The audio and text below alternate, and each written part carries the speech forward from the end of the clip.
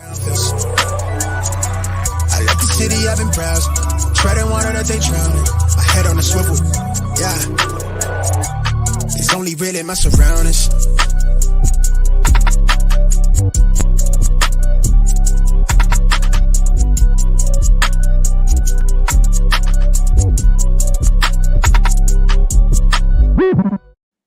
Hello and welcome to the Smash Accept podcast. I'm your host, Michael Royer. You can find me on Twitter at Dynasty_DadFF. I didn't even say it was episode 98 because we're so close to 100. I skipped over it. But guys, I am excited for tonight. You know, we're going to talk about some camp news. I mean, Twitter is just crazy right now with reactions, overreactions. People just want football so bad that we're just crazy invested into what's going on at camp right now, you know, and sometimes it's hard to fade the noise. You know, you got these guys that you loved in the process. Now all of a sudden they're blowing up in camp and vice versa. I mean, there's a lot of times we can really create some value here. Guys, I know it's been we were talking backstage. It almost feels like, you know, Thursday, Friday already because it's been a long week, you know, in these dog days of August. But Adam, welcome back to the show. You know, I know work's been crazy, but I'm excited to chop it up here a little bit tonight.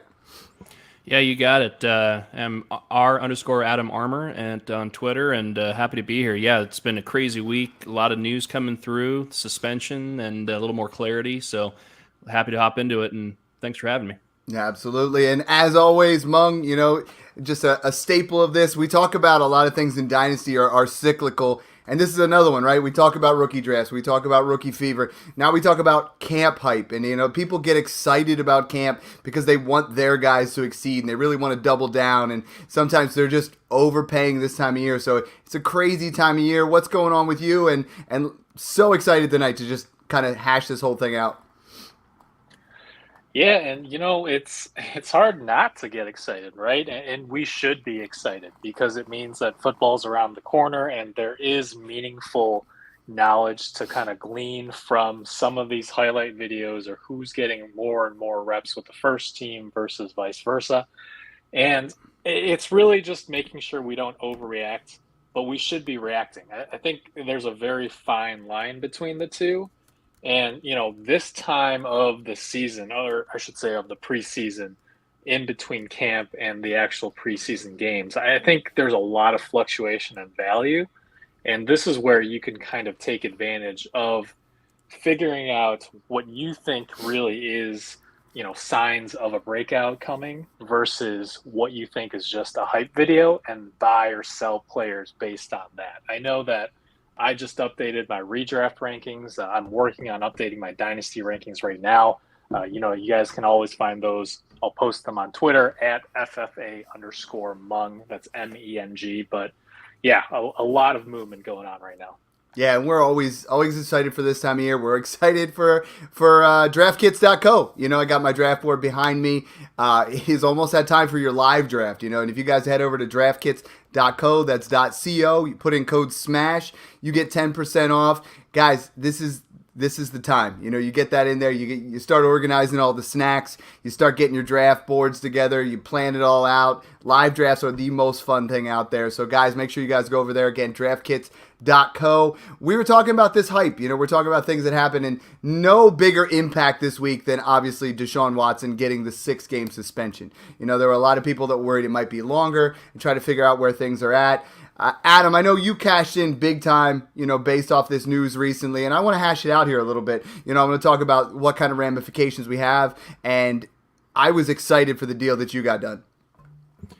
Yeah, I just, you know, looking at the Watson news, you know, personal feelings on you know, aside, you know, I think we're all here to win our dynasty leagues, right? I think that's the top thing, but I definitely don't, you know, blame anybody for their personal feelings because, you know, we all have them, you know, whether if it's religious, whether if it, you know, whatever it is, right? So just wanted to kind of, you know, state that, you know, regardless of my personal opinions, I'm trying to win my leagues, but sometimes it gets in the way, right? So I just wanted to acknowledge that with the situation.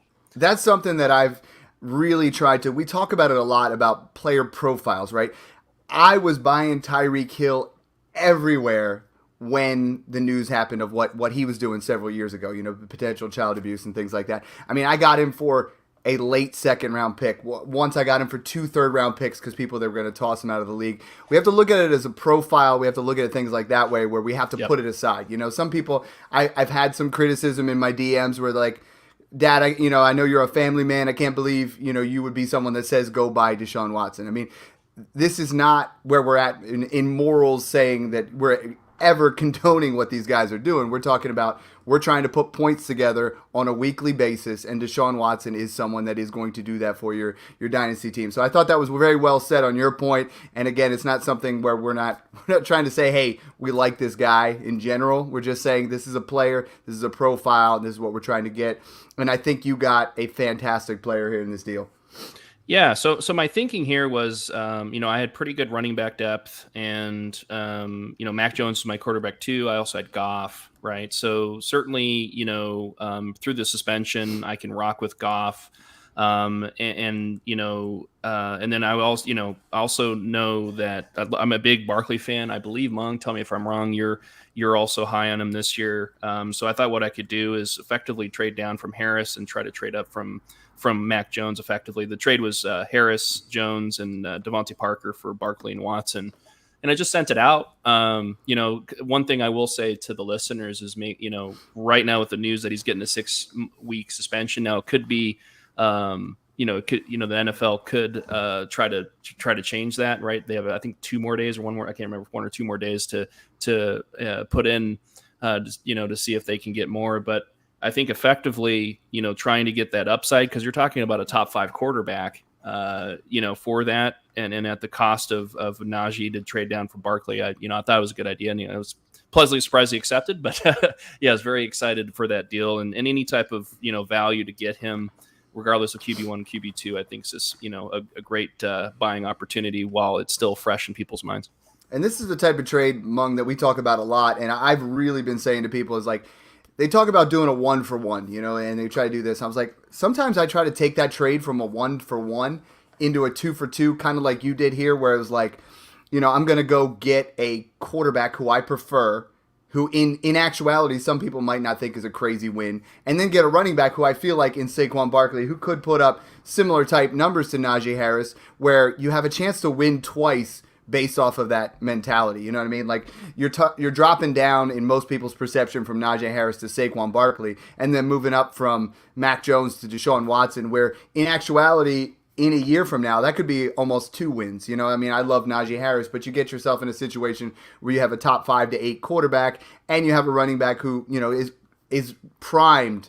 I mean, we're talking about camp news. I mean, primed for an absolute breakout back to where he was that rookie season, Mung. This was a fun trade for me. Yeah, and to echo you guys, we've had comments where we simply, some simply don't want to roster Deshaun Watson, right? And that's perfectly fine if that's your personal beliefs. But from a pure value standpoint, I mean, he has been a value for quite some time.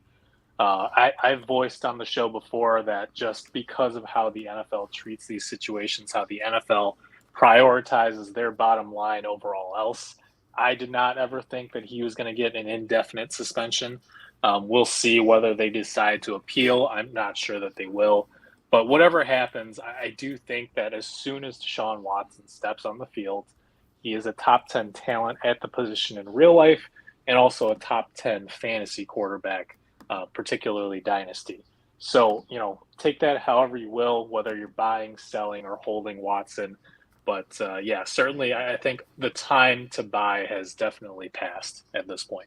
And I mean, I had a listener just message me literally like 5 minutes ago. He's like, hey, where are you taking Watson here? Is like, this is an area. He's like, I got Mac Jones is on the board, Trevor Lawrence, and we're talking redraft. I'm like, get Watson. Like, seriously, draft Deshaun Watson and get a Matt Ryan late in the draft to fill yourself a need for 6 weeks. Like Deshaun Watson, when he comes back, like Monk said, is going to be a top 8 to 10 quarterback. I got a couple trades here I want to pitch off you guys that I thought were, they just happened. It's fresh off the books, and Deshaun Watson, we know, a lot of people, like you said, Mung, they don't want him on their roster. So now is a time where you can cash in and you can send some trade offers, and they're going to be like, oh wow, now they're talking about it's a 6-game suspension. I can kind of get out of this. Where for the last month it's been wait and see. You haven't seen a lot of Deshaun Watson trades. So the first one was sent in from Tier Red, EDDD. That's his name's Brian. This is a 10-team super flex. We're looking at Deshaun Watson, Jameson Williams, and Rashad Penny on side 1. Side 2, Trey Lance and Travis Etienne. Twitter has this one surprisingly very close. Mung, since this is Trey Lance, I'm going to let you go first. But again, it's Deshaun Watson and Jameson Williams. So this trade, they're literally tugging at your heartstrings. It's all your guys. So Deshaun Watson, Jameson Williams, and Rashad Penny, or Trey Lance and Travis Etienne.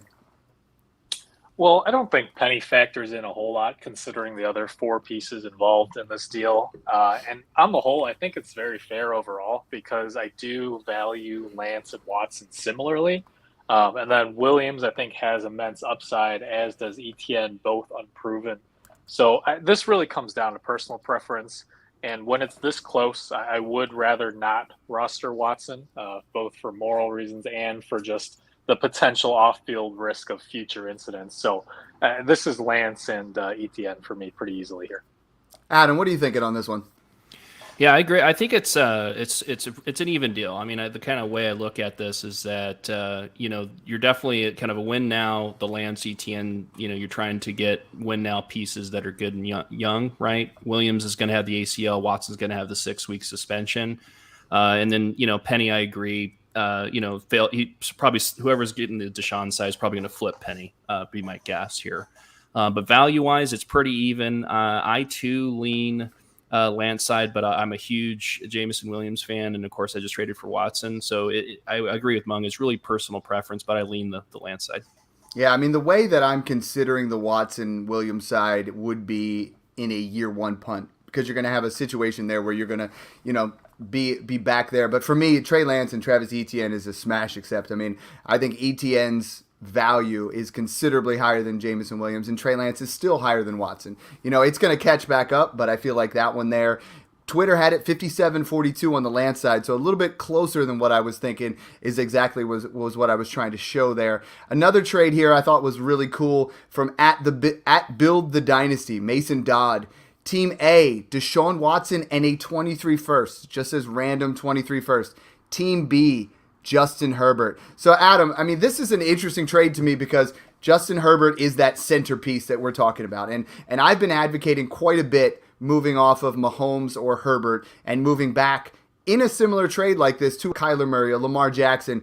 Is Deshaun Watson enough, given the little bit of risk there, to add a 23 first? And then you get into next year, and let's say that's 106. Now all of a sudden you pair them up and you add Smith and Jigba and Deshaun Watson, and next year this looks like a fantastic trade. Talk to me a little bit about your thoughts on this one.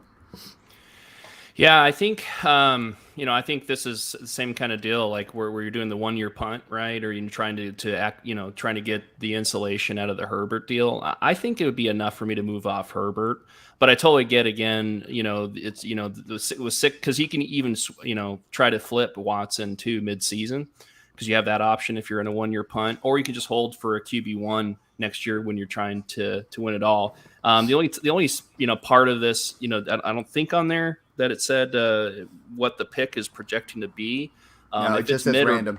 Random. Okay, so random. And we keep talking about that so much, right? And I know John and I talk about it all the time on the phone. It's like you got to get them crystal balls out. You got to get that crystal ball and just predict where that's at, because if that's late, you lose. If that's late, mid, not bad. If that's early, I think it's a potential win.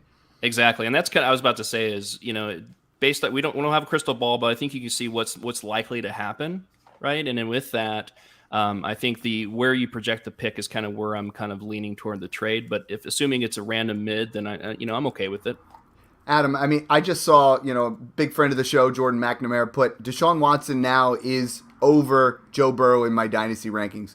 I think most people are still going to be a big fan of Burrow. Let's call this Joe Burrow or Deshaun Watson in a 23 first now.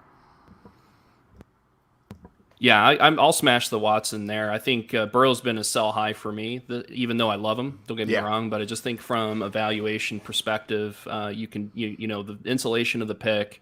Watson's only going to, he's already going up in value in the short term here, but especially when he comes back, I think that's a smash.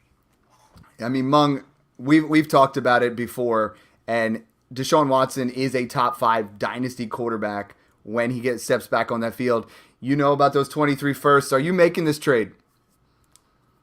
Yeah, I think both of those deals are pretty easy smashes for Watson in the 2023 first. Right now, I've got Herbert at QB3, QB4 in that top 5 or 6 tier, and I've got Watson at QB8, so not a huge gap between them. And then I actually have Burrow at QB9 right behind Watson. So to get a free 2023 first on top, if we're talking Burrow here, I think Watson, we haven't seen him on the field for, 2 years. So I think a lot of people have just forgotten how good he is when he is playing. And I mean, it wouldn't shock me if all of these quarterbacks are valued pretty evenly. So I view it as a free 2023 first, essentially, in both of these deals. Yeah, I mean, the last time he was on the field, he was a top 5 quarterback, and he produced in a bottom barrel offense and was really able to put things up. We had to get that out of the way. That was the thing there where it's the perfect time to make an insulated trade to try to pick up Deshaun Watson if that's somebody that you are interested in. Let's talk about rookie hype right now. I mean, the rookie hype is on fire. We talked about, first off, I rarely have any 22 picks this year. The 22 class, I love Breece Hall, and then I was just pushing myself into 2023. The one wide receiver that I was picking up in the second round, actually 2, and both of them are kind of popping off, but no one has more camp buzz right now than George Pickens. I mean, I'm looking at Chase Claypool put that he thinks he's going to be the best rookie wide receiver in the NFL this year. There's a lot of analysts out there that are really waving the flag saying, oh, yeah, Pickens has been my guy. I mean, he's the guy that's going to bang here. They've already talked about Chase Claypool is going to play in the slot, so he is going to be on the outside. George Pickens, if he didn't have the injury coming out of college, I think would have been, a potential first-round pick here. I am excited about George Pickens, but what I've been talking to everybody is I've been seeing in the Smash Patreon, again, guys, $12 a year, you got to hit it up. But anyways, I've been seeing people say, hey, I was thinking about trading my 23 first for George Pickens. And I'm thinking to myself, guys, this is the ultimate definition of just taking camp buzz and not listening to what we've done for the last 6 months. George Pickens looks to be fantastic. I think he is going to have, an interesting situation where if Deontay Johnson doesn't sign, maybe he becomes that wide receiver 1. The camp has looked fantastic. The catches that you're making are phenomenal. He's had a great camp. But we've said it from the word go. The 23 class is going to be a class that is absolutely special. And if you trade a 23 first for a guy that is drafted, 112 to 202, 203 range this year, I feel like that's something that might feel good for a little bit, but you're absolutely going to regret that, and I would say that with anybody in that camp buzz area. We have Olave at 107, James Cook 108, Sky Moore, Pickens, Dotson, another guy that I love, Watson. If anybody comes crawling with a 23 first for one of those guys, I think, you got to at least continue to think that class is going to be special. I'm really going to hedge my bets. Mung, is this a chance of like, hey, there's a lot of buzz. Should I sell this guy, or is it wait and see? I mean, I think this is a time in camp where you can really execute some trades that are going to set you up for the future. Well, it really depends with Pickens, and I've moved him up significantly in my rankings today when I was working on my dynasty rankings for the fact that you said, right? I mean, one of the issues that I had with him coming out was we just didn't know how ready he was going to be year 1 coming off of the injury. Maybe he would have been a first-round pick had he not suffered it. We'll never know. But seeing what we've seen in camp already, I think that the talent is clearly there. And you have to remember there's a non-zero chance that Deontay Johnson's holding in. Chase Claypool, it looks like re-injured his shoulder over the last couple of days. So there is a slim but non-zero chance that Pickens could lead the Steelers in targets this year. So if you're talking between Pickens and a 2023 first, given the strength of that class, and we've talked about it, especially in Superflex, I'm definitely still taking that first. But, at the price of a second at this point, I think I would rather hold Pickens because even if he doesn't reach that ceiling, I think the hype is going to steadily grow on him and a lot of these other rookie wide receivers over the next couple of weeks. So, yes, sell high depending on the price, but at the same time, I think there's still room in the market for their values to grow.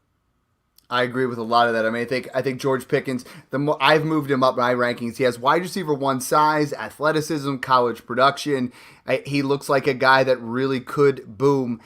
But Adam, this is a scenario where he tore his ACL in March of 2021, reconstructive surgery in April. So it's been a little over a year. He shows that flash. But one thing we talk about all the time, we talked about profiles. Now I'm trying to take the emotion out of it and say, Adam, we have talked about these coveted 2023 ones, and we have talked about how special that is. We've even talked about the twos. I'm willing to pay a second plus for Pickens. And move a veteran, maybe an Adam Thielen type, to a guy who feels like, he's going to be someone who's going to contend. So you kind of push some dead weight. You push a Tyler Lockett. You push someone like that. I love the prospect of Pickens.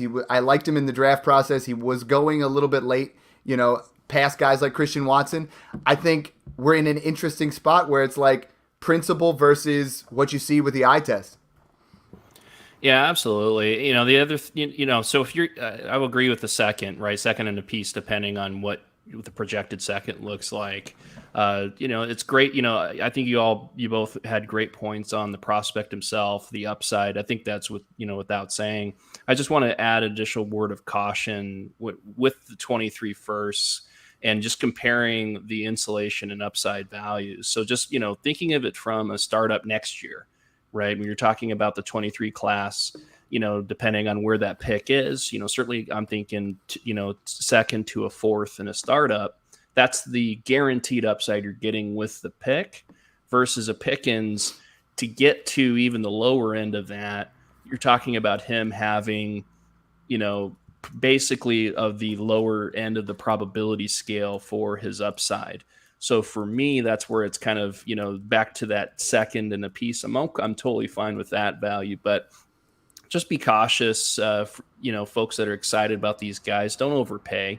And that's something we stress all the time on the pod, is just to make sure that, go for these young talents with the upside, but make sure you're not overpaying for them. So I just wanted to add the word of caution on the first. No, I like that a lot. Kick the tires a little bit, because Joshua Acton, he's in I co-manage a team with him. He sent this to me today. He's like, buddy, I didn't even send this to you for any kind of approval. A guy offered me George Pickens for Jacoby Brissett and Hassan Haskins, and I'm like, bro, yes, no, you don't even need to send those. Adam, you and I are co-managing a team, and I gotta say, and I know you're doing that with another owner in another league. I think if you guys don't do that, you guys should try it in one of your dynasty leagues. I think I get a lot of people asking about it. I think it allows you to challenge the other person. This is one of those situations where it's like, you only know your friend well enough, and then you become roommates, and you either don't like them or you absolutely love them. But I mean, it's been working really well for you and I. Talk to me a little bit about that, because I know you're doing that with another owner, and I'm doing it with Josh, and I kind of like it because it makes they're like, hey, what about this deal? I was like, dude, I wasn't even thinking about that. Like, it presents a scenario where you just get to, in my opinion, become a better dynasty owner. Yeah, you just get, the two benefits in my mind is, one is you can just get different angles, to your point, and also opportunities to think through trades. So it's almost like the argument of, getting as much, like in companies, right? And, leadership, right? Trying to get different types of views so that you can hash out to find the best conclusion. So that's number one. And then second is more scalability, right? We all have a ton of leagues, right? So if you can get some guys to kind of look through, what you're not thinking through, or maybe not looking as consistently through, you can tend to find more opportunities. So I think you tend to get better outcomes when you have more opportunities, more at bats, but you tend to hit on them more. I like it. So the one thing that I want to talk about here, and I think this is interesting, because I have continuously said the 23 class is going to be very similar to the 2020 class, right? I mean, I think we have so many guys. There are 11 guys in the top 50 from that class in our current ADP, and a lot of people feel like this could be the same way. We're looking at right now. Let's say this is 2019, and we had some nice players in there. We had Josh Jacobs and AJ Brown and DK Metcalf, and David Montgomery, but then we had some flops too, right? And there was some hype around some of these other guys like N'Keal Harry. I mean, there were some hype around a guy like Kelvin Harmon. There was a lot of guys that were really starting to, and there's better examples of that. But in 2019, we had some camp buzz, right? And I'm sure there are people that honestly traded a 2020 first for N'Keal Harry because they're like, oh, he's going to hit. And we were talking about that in 2020. Now we're talking about it for 2023, and we're in a situation, I think, very similar where if you ended up trading that pick in that scenario, you regretted it then, and I think you're going to regret it now. Let's talk about a couple more of these guys because I think let's transition to Sky Moore. I mean, I think Sky Moore is having a fantastic camp as well. He's really flashed. I understand he limped off with a little bit of injury here. Mung, I know he's got to be another guy that has been jumping up the boards because we talked about how, Sky Moore could be that guy in 2023. If he's healthy, the way he's looked at camp, he could be the guy in 2022. Yeah, Moore's another one who, like I said with Pickens, I wouldn't be shocked if he led the Steelers wide receivers in targets and receptions. It wouldn't shock me either if Sky Moore led the Chiefs wide receivers in receptions and targets this year. But it's important to remember that, as much as you like a player, and I like Moore quite a bit, I have a lot of shares of him in best ball drafts. I've been taking him pretty frequently at his ADP. I like him a lot in redraft as well. But at the same time, I think the presence of Travis Kelce restricts, the ceiling outcomes for either Juju or Sky. And at the same time, even if Sky Moore does overtake Juju in terms of targets, receptions, yards, everything this year, I don't think it's going to be by a significant margin, right? I don't think this Chiefs offense is going to look like what it did when it was Tyreek Hill and Travis Kelce, where those two took up, half of the target share, basically. I think it's going to be a little bit more spread out. And it's, again, when you're looking at the range of outcomes for Sky Moore, I don't quite see that top 5 ceiling that we saw with Tyreek Hill when he was there, right? Mm-hmm. I think the more likely ceiling for Moore would be a top 15-ish finish. So, again, when you're comparing him against some of the elite talents that are coming out in the 2023 class, I'm still taking that 2023 first. But, again, it's kind of just managing the excitement because there are reasons to be excited for him and for Patrick Mahomes, who I think could overtake Josh Allen for the 101 in Superflex, depending on how this season goes. But, yeah, I think it's just, understanding the range of outcomes. Mm-hmm. And I think Sky Moore, which it does look like it's a quad strain, so it's nothing crazy. Again, same kind of principle is if I drafted a guy at 109 and we've been saying like anything after 104 for a 23 first is actually a pretty good value. Sometimes you draft a guy and you love that guy, right, Adam? You just get excited like, dude, I drafted Sky Moore. He's going to be that guy. And then we talk about the same kind of thing, like moving on in principle. I want to talk about 2 trades here that were sent in for Sky Moore. And I think the first one is sent in from Berto. That's at Berto5_. He said in a 12-team Superflex, he has Trevor Lawrence, Deshaun Watson, and Justin Fields already. Great job. And he traded away Tua Tagovailoa for Darnell Mooney and Sky Moore. So he's in a situation where he's in a great situation to have 4 quarterbacks like that. Talk to me a little bit. We're talking 12-team. He ends up trading to get Darnell Mooney, who has looked great in camp, and is going to clearly be Justin Fields, number 1. And then Sky Moore in a spot where he had a quarterback to move. Yeah, I like. Value-wise, I totally see it. I would say I'm less of a Mooney guy than market, so just my personal feelings kind of sway it. Plus, we heard last week about the love for Tua. But you got to take Jacob's love for Tua, right? and then my love for Tua, and then the rest of the market for Tua is down here. You know what I mean? You start up high, come down a little bit, and then try to gauge where you're at. And we talk about it a lot of like we're in a situation where we have multiple quarterbacks like that, and sometimes we play keep, trade, and cut. And we always want to keep the best guy, but sometimes it's that guy that has the most value is that person to move in those situations too. Exactly. I think, for me, I don't mind the trade, but for kind of to Mung's point, right? We're talking about the upside for those two players. I mean, I think they're going to be solid wide receiver twos, right? I think that's their upside, and they're going to have enough volume to have good floors. I just question their ceiling. So, kind of to your point, I think trying to, not that I dislike the value. If you like your guys, go get them. But for me, I like the Tua side still because I think we can try to get some more upside, whether if it's with a pick or trying to find other assets within a different tier. Or to your point, what was the third? So he had Tua, Fields, he had Watson, Lawrence. Fields.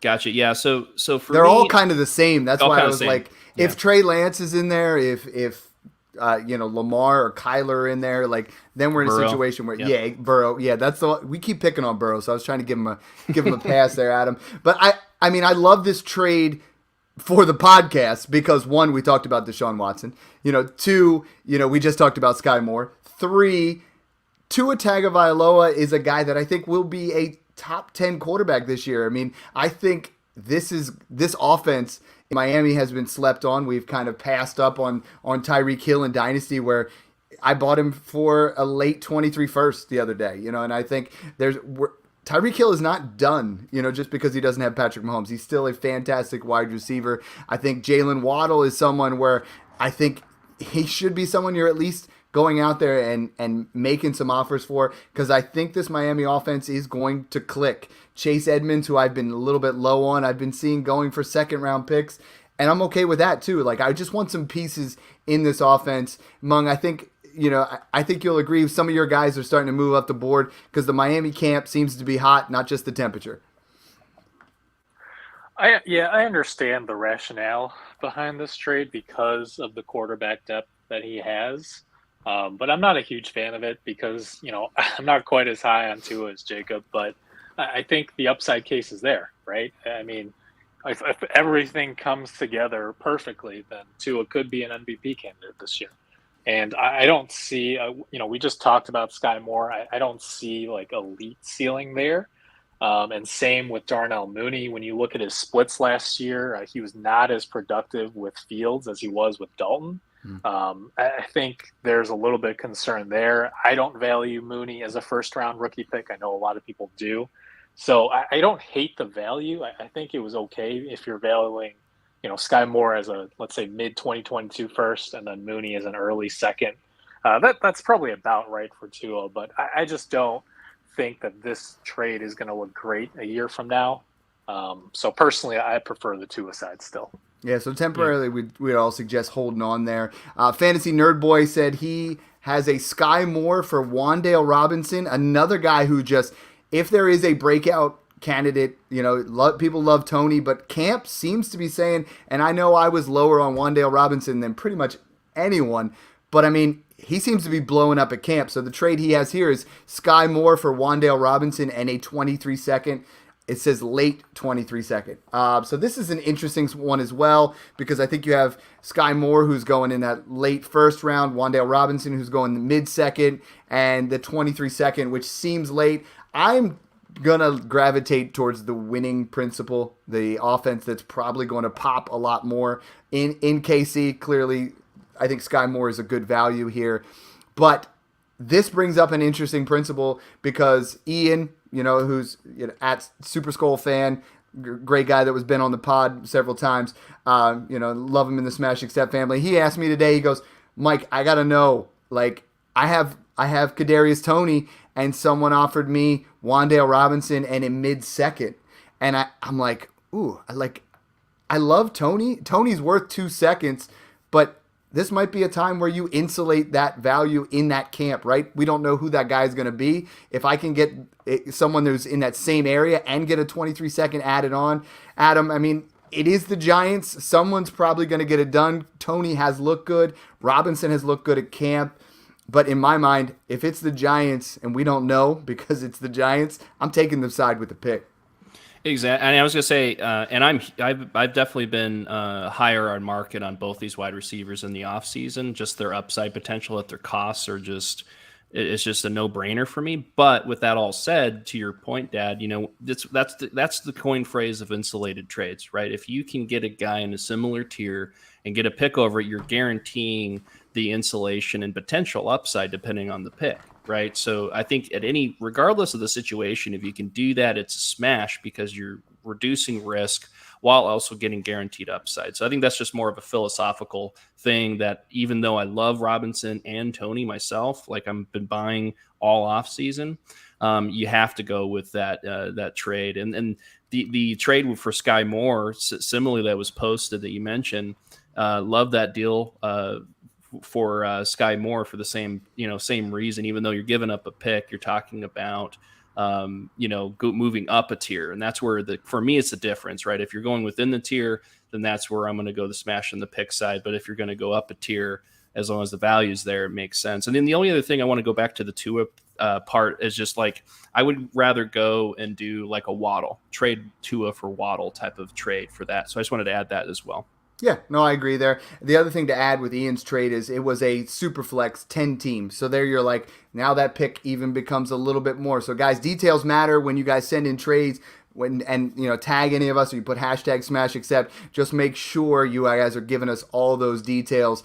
I think there's a scenario among where next year it was tough to sell Kadarius Toney for a 23 second going in. Now next year there is a scenario where that 23 second is potentially worth more than either of these guys, and there's also a scenario where one of these guys booms. If one of them does, who's that guy for you? Well, I think it's more Toney for me because I agree. I would compare Wan'Dale Robinson a little bit more to Rondale Moore in that I think he's more of a gadget, undersized guy who really needs to be manufactured touches versus Toney, who's just kind of a just all over the field with his change of direction and just really tough to stop. My issues with Toney are more the off-field concerns with the rumors that, I think they've passed now, but early in the offseason that the Giants were looking to trade him. Mm-hmm. And then he's had some off-field incidents in college as well. So I think the risk is there with Toney, but his ceiling is sky high, like Tyreek Hill high, if he can stay on the field and develop into a true number one guy. But yeah, so I think in terms of the Sky Moore trade, I'm definitely taking more there. I think he can project to become a Jarvis Landry type, and that's, top 15 in fantasy with Patrick Mahomes under center, right? Versus Wan'Dale, who is, again, I think going to be more of that gadget type of guy. In terms of Toney versus the second plus Wan'Dale, I think I'd lean Toney there. But again, in that 10-team Superflex format, if you think that, that second round pick could be pretty early, I would have no issue taking that side either. So another going from hype to just some disappointment here. Tim Patrick, a guy that was going to be a solid wide receiver 3 for Denver. It looks like he's torn ACL and will be out for the season. So now I think we have an interesting situation. We've talked about Sutton. We've talked about Judy a lot. Now we talk about KJ Hamler. Is he a guy that can then handle the slot, stretch the field on the outside? Maybe Jerry Judy goes to the outside. Could mean they also run even more 12 personnel. Albert O, is his target percentage going to go up? I've been talking a lot. So Mung, the Denver situation, without just gushing about Courtland Sutton, let's see the ramifications of what happens with a Tim Patrick injury. Yeah, it sucks. It feels like this is one of the first major injuries of training camp. And, I was just listening to the Football Guys podcast with Cecil Lammey, since he covers the Broncos. And sees everything, firsthand. He has a really good grasp of what's going on there. And he was talking about how Tim Patrick was just catching everything that Russell Wilson was throwing his way. And, luckily he got paid. He was one of those guys without much draft capital, but got his payday at least last season. Mm-hmm. And so I think this doesn't really raise Courtland Sutton's ceiling all that much. I was already pretty high on Sutton. The reports that he's, best friends with Russell Wilson and the go-to target there, I think he's already, a top 12 dynasty wide receiver for me. I do think this raises Judy's floor a little bit in that he should see a lot more snaps in 2 wide receiver sets that Tim Patrick might otherwise have taken. And then you mentioned KJ Hamler, who I do think his value bumps up a little bit. It was reported that he's already cutting well at camp and just as fast as he was pre-injury. So we know that Russell Wilson's good with that deep ball. And I do think that Hamler could become a weekly boom or bust option as of now. Mm-hmm. And then, just for very, very deep dynasty leagues, Seth Williams, a name to keep an eye on because he does profile as that other big-bodied wide receiver who could step into some of those red zone packages that maybe they wanted Tim Patrick in on. So overall, I think this is a pretty neutral move for Sutton. Judy gets a slight bump, as does Hamler. So I got a trade here that I'm excited to send in from @RudesKC, another guy part of the Patreon. And we talk about, we keep talking about insulated trades, but that's just what I do this time of year because of injuries. There was rumor, like everybody goes on Twitter and they're like, please don't let it be an update that my guy went out.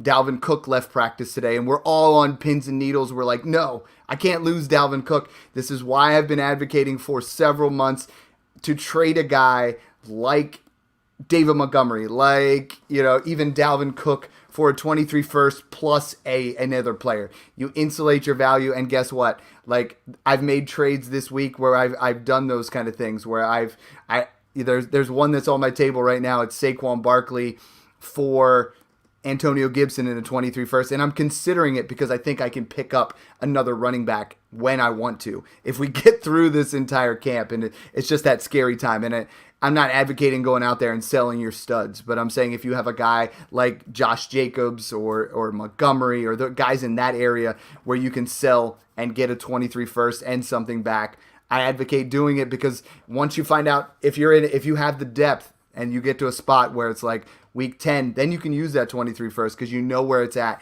and you can use it to buy that player to get you a championship. This particular trade, Rudy says he had Elijah Moore. It's a 10-team league. He traded Garrett Wilson. I'm not hearing a ton of Garrett Wilson hype, but Garrett Wilson and a mid-24 second for Jerry Jeudy and what projects to be a mid-24 first. And I think these are the kind of moves where it's so hard to buy a 23 first, but I think you can buy a 24 first. I think Jeudy is going to boom this year, and I think this is the type of trade where, if you believe in it one player more than another, both sides may feel like they won this trade, but I always take the one where it's close enough where I'm upgrading that pick side because I think it values so much more. Adam, these are the kind of trades, I know you keep using the term, and I know you love it too, but it's like we're in a situation where if you can take a player, insulate his value, now all of a sudden you have another 24 first to play with as opposed to a 24 second. Yeah, especially when you have a guy like Jeudy who has the upside. Mung just laid out the Denver offense very well, and even if without the injury, Jeudy still has that upside. We just haven't seen it due to injury and also with the QB upgrade. So if you have the upside plus you get the insulation, it just makes it a smash for me. And this is a perfect example of that where you can lock in a future first. You can also go for it all at the same time. So that, if you can get both sides of it, I'm all in. We got a dead even 50-50 trade right now sent in by JRC. That's at Viking Power 72. Super active. He's always, sending things out. He said, based on my team, who he has listed below, he says, and it's a pretty heavy. I mean, congratulations to this. Running backs, Javonte Williams, Breece Hall, Travis Etienne, Josh Jacobs, Ramondre Stevenson. Ramondre Stevenson is blowing up, guys. I mean, I had an offer today. Someone offered me a third-round pick, and I just was like, no, it's going to take a 23 second plus because of the amount of hype that there is around him. I saw Zoltan sent out, great guy, Dynasty Zoltan was on the show last week.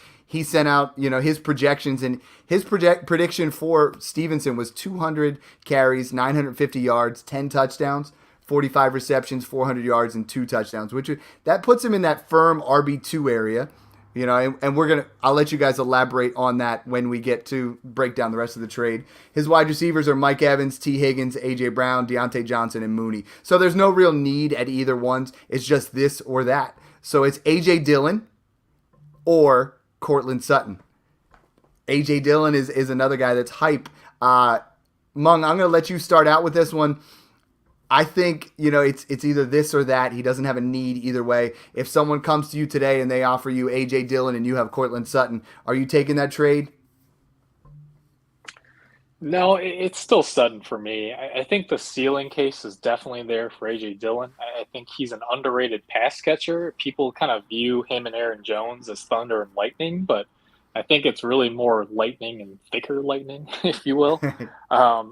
So I think that in a perfect world, AJ Dillon, like Javonte Williams, could be a workhorse and a top 5 running back. I just don't know that we're ever going to get there because I do think that Green Bay wants to use somewhat of a committee. And even if both running backs are catching a lot of passes, they just kind of cannibalize each other's ceilings. Versus, I've talked about Sutton plenty on previous shows, but I really do think his ceiling is a 150 target type of season with like 1,300 yards and 10 touchdowns. And I think that Sutton has top 10, maybe even top 5 wide receiver upside this year. So for me, it's still Sutton with that Russell Wilson quarterback upgrade. Woo! That's some high praise there. I know you love him. That's why I had to go with you first. Adam, you got to look at the situation here, and he doesn't need either of them. So is it A.J. Dillon or is it Cortland Sutton for you? Yeah, I get the argument. I think, by the way, I'll just say the value is super close. So it just comes down to situation, and then also, the activity of your league is another one, right? So right, you got to know. I mean, Yep. Matt, one of our guys that's in our Patreon, mcron91, he's like, dude, I can't buy running backs in my league. Like, you have to know your league. Like that. That's a great point because some leagues, you can buy Cortland Sutton a lot easier than you can buy A.J. Dillon, and sometimes people just go crazy for those running backs. So that was a great point. Didn't mean to cut you off. No, you're good. For me, I mean, I totally get the upside of Sutton, and for me, it's close, but I lean toward Dillon, and that's purely based off of positional scarcity for me. When you're talking about the potential touchdown upside, now I totally agree with Mung's assessment of Sutton's upside versus Dillon's upside. But if you're talking about touchdown upside along with injury risk, of course, there's higher injury risk for Aaron Jones, even though, and we've talked about Aaron Jones, how much I love him this year. But you're talking about, 2 years younger in a position that is much more scarce. So that's my only tiebreaker for me. But I think overall it's a good, fair trade. Yeah, I mean, the only thing I look at is you don't need either of them. That's the first thing I look at.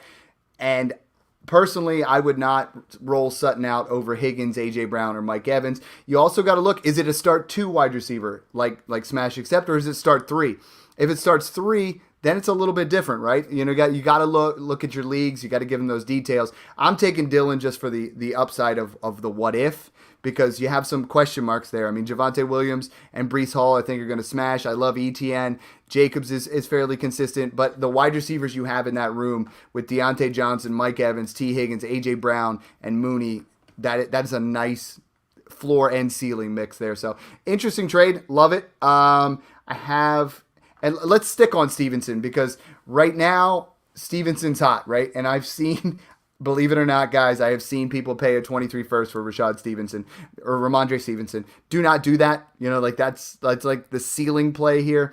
I think he could fall into a nice RB2 range, but I'm seeing people just abandoning ship on Damian Harris now, and I think Damian Harris is still going to be that red zone guy. He had double-digit touchdowns last year. Stevenson looks like he's going to be, pass-catching role there. I think if Harris goes down, Stevenson's ceiling is much higher, but I think we're still in New England, right? I mean, Adam, there's no scenario here where it's like Belichick's like, this guy gets the keys to the truck and everybody else sits by. No, I mean, how many years and how many running backs have we gone through in that backfield where, week to week, we don't know who's going to be the primary back based off because they're a chameleon offense, right? So they try to work. Now, it's different, of course, with Mac Jones. Mac Jones. But I think overall, I think people think that Damian Harris has been in the league for, 5 years. I mean, he's 25 years old. Right. I mean, there's so many guys in New England. They just fit the same mold where you think they're the same person. Is it exactly. Corey Dillon? Is that who? No.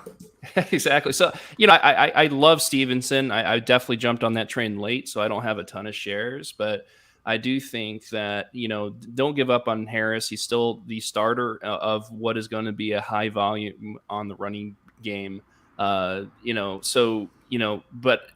grabbing Stevenson, but if you can get a 20, even I would even consider a second, right? Depending on team and also, league settings. But overall, don't give on Harris. 25, still going to get a good amount of the rock. I kind of picture it as a 60-40 for me within that backfield with some others sprinkled in, right? But so I think that's where it is kind of propping up Stevenson. I think the market's realizing that, but I think the hate on Harris is going a little far. So here's where I'm at. I would sell Damian Harris for any 23 second and a little bit on top. I would buy Ramondre Stevenson for any 23 second that isn't like top 3. That's where I'm at right now based off of buying for the upside. Mung, how do you have this split up? I know you dig a lot deeper into what's going to happen this year and a lot more over there at Fantrax. What kind of split do you see happening this year?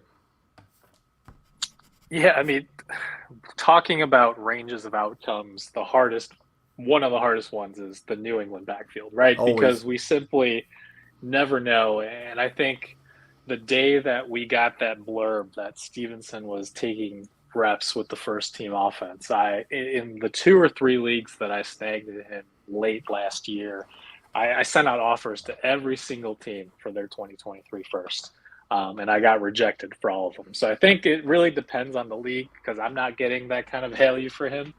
But yeah, I am content to hold because like you said, he's another one of those players where, I wouldn't buy for a first, but I'm also hesitant to sell for a second because of that wide range of outcomes. Because it wouldn't shock me if Stevenson had more total touches than Damian Harris this year. But at the same time, I think this time of year, and I'm guilty of it as well, I think best ball thought process kind of comes into play because a lot of us have been doing a lot of best ball drafts. But it's going to be really, really annoying to know which week is a Stevenson week versus which week Damian Harris punches in 2 touchdowns and Stevenson has like 3 catches for 30 yards, right? Yeah. It's going to be frustrating because I think a little bit, like Green Bay in terms of A.J. Dillon, Aaron Jones, where game script is going to come into play. And also there are a little bit, or I would say there has been a little bit of a downgrade for the Patriots offensive line from 2021 to this season. So again, I think Stevenson is a very good player. I just don't think that he's going to be a bell cow back in the New England backfield because we just haven't seen that for a decade. Yeah, and the thing with me is, like, we talk about this a lot. We talk about guys that they're not worth a first, right? But they're worth more than a second. This is where in Dynasty you got to be creative. And I know you guys do a lot of trades, and I try to be cutting edge when it comes to being, like, creative with that. So somebody offers me a 23 second for Stevenson. I want a 23 second plus a Khalil Herbert type, like, guy that could really pan out as a handcuff. They don't want to do that. Then I kick it back to, let's not do 23 seconds. Let's do a 24 first, and I'll throw you my 24 third. And you start to try to get creative, and you try to make some moves because, I mean, right now, Adam, there's so many players. We talk about it every week where it's like that guy's worth more than a 23 second, but not a 23 first. And in this year, no one pays a 23 first unless you're going to get, a rental of a Derrick Henry or you're going to get a Jalen Waddle wide receiver. Like no one's just openly giving them out for that deal we used to do that I've always coined and loved where it's like, hey, I'll give you Ramondre Stevenson in my second for your 23 first. Like no one's doing those 23 first deals like they used to in the past. So we have to get creative. Yeah, absolutely. And I think this is the time of year because people are getting excited for the season, right? So people are going to increasingly value points, but the 23 first is close enough where you'd have to really pay up to get it still. So I think the 24 first, and this is how I acquired in a lot of my leagues where I have a lot of 23 first now, the preseason, the following year, the 2 year out first is going to be your best in the market value from a buy side and the sell side, in my opinion. So to your point, the 24 first, it's going to be also a great class. And you're going to be able to get guys that, hey, that's 2 years away. I want the points now, so I'm not going to squeeze out value where you can squeeze out value and get that appreciation. So, yeah, I definitely think that if you can, if the value is 2 seconds, you can't get it. A 24 first is, in my opinion, just equally value. and you can get that upside in that class. You just be patient for that return. And this is where I try to target this time of year. I try to target the guy who has 27-year-old running backs, and his entire wide receiver core is DeAndre Hopkins and Mike Evans, and he's got an older, like, dude, I got to do this right now. And a lot of times what I'll do is I'll offer, and I do like Adam Thielen and Tyler Lockett, and I know I'm using them as examples, but a situation where I will take a guy like that, a guy like Tyler Lockett, whose value is going to drop after this year because of his age and has already been dropping, and I'll just be like, yo, dude, I'll tell you what, I'll give you my second or my third Tyler Lockett, who's going to be a nice, solid wide receiver 2 for you this year for your 24 first. And he's looking at like, well, I'm going to win this year. This is going to be awesome. But sometimes those teams take a sharp decline in 2 years from now. Like those guys are all considerably older. And I've had it in a situation where that guy starts a rebuild, and all of a sudden that 24 first that looked late, now all of a sudden that's the 103, and you just absolutely cashed out and won that trade. We're getting a little bit short on time, and there's one guy he sent in a trade recently. That's Trev. His name's Trev at Toast_knows. I like that. KNOWS, Toast knows. So we got the other camp news. Deebo Samuel signed, right? So Deebo is under contract. You have to love that for Trey Lance. You have to love that for San Francisco. We have Deebo Samuel or Amari Cooper, a late 23 first, an early 23 second, likely 201, he said, a 23 second mid to late in a 14-teamer. Okay, so it's 14-team installation of you're getting Amari, a late first, which he says is a 113, 114, the 201, and a 23 second mid to late. I'm going to start with you on this one, Mung. I know you love Deebo and also like Amari Cooper, so this is an interesting trade. Twitter has it as an absolute smash, except on the one side. Yeah, I'll be curious to see which side that is, because right, like it just doesn't feel like an absolute smash when we break it down. Well, it'll be interesting because my guess is that people love the Deebo side, whereas I lean the package, especially in a deeper 14-team league, because being able to kind of break up one high-end asset into a bunch of mid-level assets is much more important in deeper formats like that, in my opinion. And then 2, I think Deebo's going to be fine. I think he's going to be great. But I do think overall target volume is going to come down a little bit with Trey Lance running more. And I do think that targets are going to be split up a little bit more to Ayuk and Kittle as well. Mm-hmm. So for me, I don't see that elite ceiling for Deebo. I think he can still be a fine top 12 wide receiver this year. I just don't know that he's going to be the kind of difference maker he was last season. And also with Watson only being suspended 6 games as of right now, I think that Amari Cooper has top 15-ish upside for the back half of the season as well in Cleveland. So to me, I much prefer getting Cooper plus the 2023 first, even in a 14-team league, that's still worth a lot. And then even, again, in a deeper 14-team league, that's pick 16 if it's 201, or pick 15. I would definitely take that side. Now, we're all in Smash 1. That's the unicorn of it all. It got it started. It's 14-team. The rest of them are all 12s. Smash 7. I know, guys. Everyone's like, Dad, we need another one. It will be the last one of this offseason. We will be doing Smash 7. It's already halfway full. I put it in the Patreon chat. That's always the first way to get into these leagues. But if you guys hear this and you're interested, hit me up. I'll definitely see if I can get you added in there. All the bells and whistles. But, Adam, 14-team is a different beast. It really is when it comes to depth, as in Mung was talking about. For me, and you and I have talked about it, we're trying to, rebuild. I hate second-round picks and 14-teamers, man. Like, I think, you look at that, and in my head, I'm like, 201, all right, that's 13. Oh, and a late 23 second, okay, somewhere in the 20s. All of a sudden, you add it up, now it's 28 instead of 24 if that's the last pick there. And, this year's class, that 14th pick wouldn't have been all that exciting. Next year, it should be a little bit more. Talk to me a little bit about this trade, and then philosophically, I think it's just different. You have to build that depth, but then it's like those second round picks don't feel the same way. I think for me, I agree. I think that from a pure value perspective, it's the package side for the reasons Mung mentioned and you mentioned, which the depth pieces. So I totally agree with that. You're I going to think keep Debo, aren't you? I'm probably going to keep Debo. I was too. But it's 72-28 on Twitter. Yeah. Not even close. Yeah, I think the reason for me is the Cooper. I don't think I'm looking at what the market is for him. Plus, to your point, I don't mind the late 23 first, and then you get the seconds. I think for me, either getting a more younger wide receiver with upside, like a Kadarius Toney is a good example. Someone in that ballpark where you have that upside, and or if you can work in it, if you can get the late 23 first and instead get a 24 first, then I'm a smash on the package side. But I get it. At the end of the day, like I have a Debo share in a 1 year punt that I'm trying to sell, just because of the build, and I'm trying to kind of build it out, and it's a similar type of situation where I want depth with upside. So I get both sides, but I lean toward the Samuel just because of kind of what you mentioned, and then also the Cooper. I don't think the market for Cooper is big enough where I think I can flip him. But again, know your league. So I love this on Twitter. I love this interaction. So Trev puts the poll out.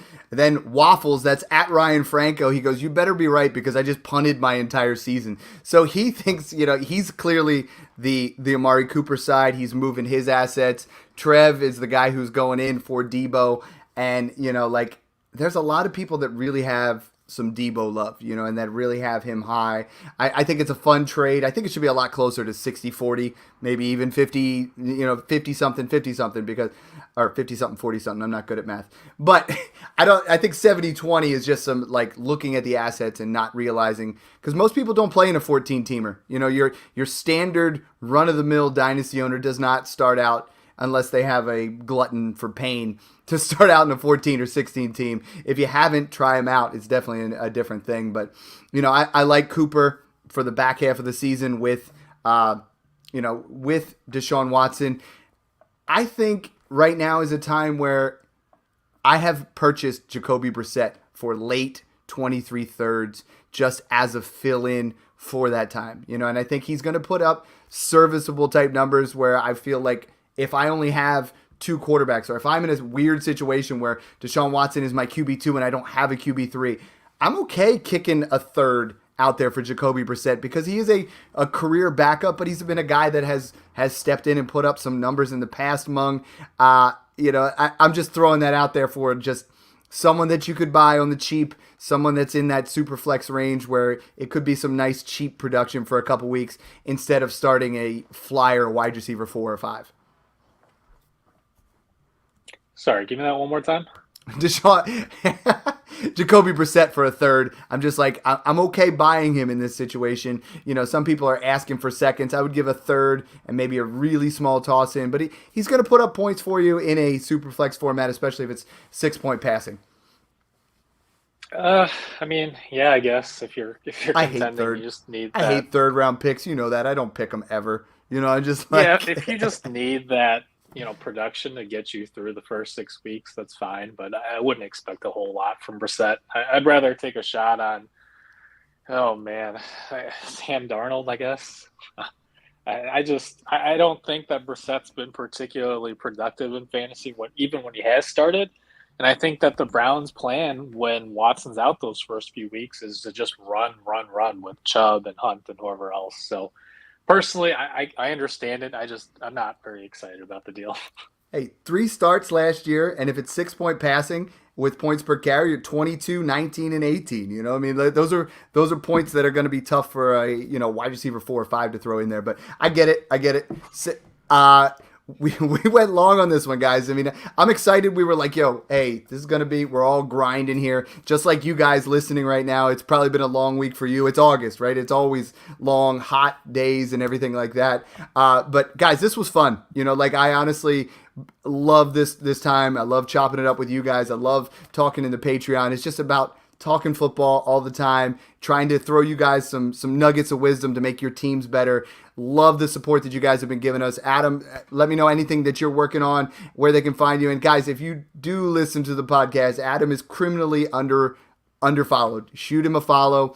Even if even if there's not a ton of Twitter activity, if you hit him up, he's going to give you great advice.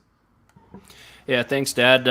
Twitter, I'm R_Adam Armour. That's ARMOUR. And, I just do this for fun, right? So that's what we're all here for. So let's have some fun together. Enjoy the Patreon. It's growing, and we're even talking about how to have the capacity. It's growing so fast, right, Dad? So, yeah, join the Patreon. Hit me up on Twitter. Hit Mung up. Hit Dad. Hit everybody up. Hit John, even though he's traveling right now. And looking forward to the next pod and the next conversation. And obviously, Mung, you have a lot more followers, but you still should have a ton more than you do. I appreciate the grind. You're always out there doing it. What are you working on right now? Yeah, I mean, I've got a lot of articles coming out on Fantrax. I've got updated redraft rankings that just came out today. Updated dynasty rankings are coming soon. And follow me on Twitter and on TikTok now at FFA_Mung. That's MENG. Dude, that's all. He's doing TikTok dances. I was gonna say one last piece of advice. This time of year, before you accept any trade, I would quickly do a search just to make sure you're not missing anything on some players. And I'm obviously have too many followers on Twitter that I don't deserve. No, I love you guys. Thanks again for tuning in and enjoy the process.